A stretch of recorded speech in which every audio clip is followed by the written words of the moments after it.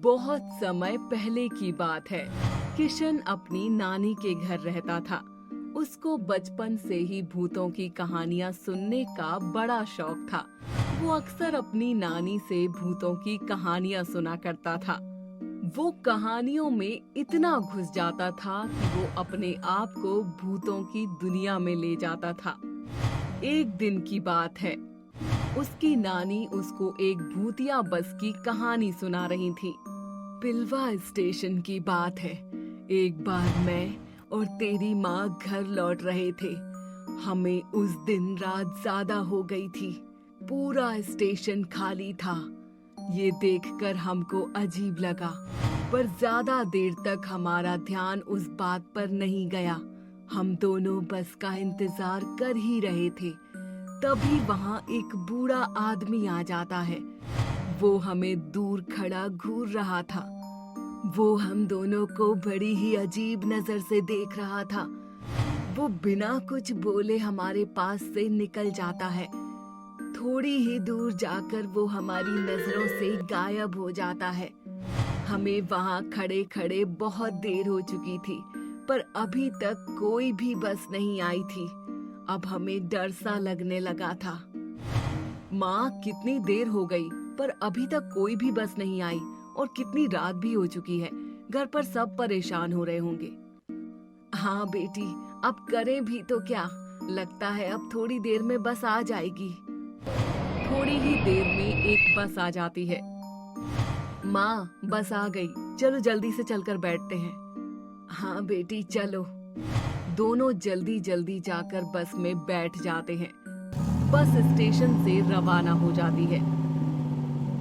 बस अभी थोड़ी ही दूर चली थी कि अचानक से बस रुक जाती है। ये बस अचानक से क्यों रुक गई? और यहाँ तो कोई सवारी भी नहीं दिख रही है।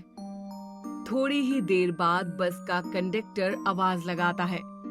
लगता है बस के इंजन में कुछ खराबी हो गई है। ठीक होने में थोड़ा टाइम लगेगा। बस का ड्राइवर और कंडक्टर बस को ठीक करने में लग जाते हैं। माँ, मैं एक बार घर पर फोन कर लेती हूँ। घर पर सब परेशान हो रहे होंगे।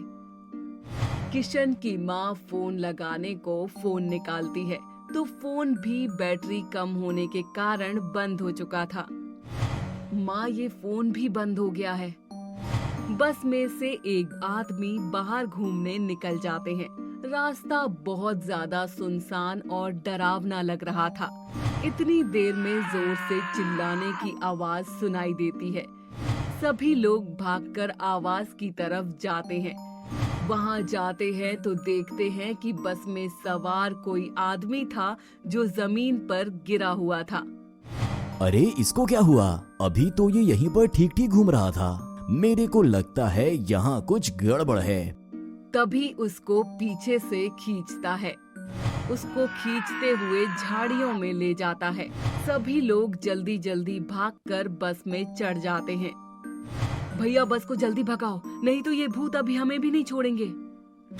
ड्राइवर बस को स्टार्ट करने की कोशिश करता है, पर बस स्टार्ट नहीं होती है।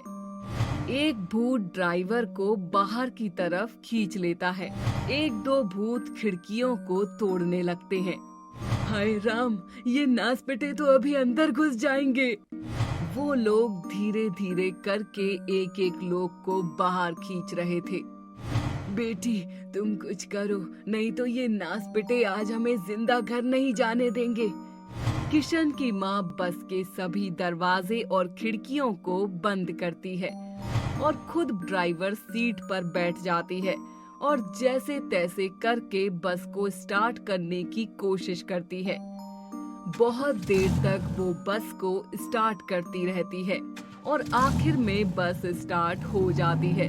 तभी एक भूत बस की खिड़की तोड़ देता है।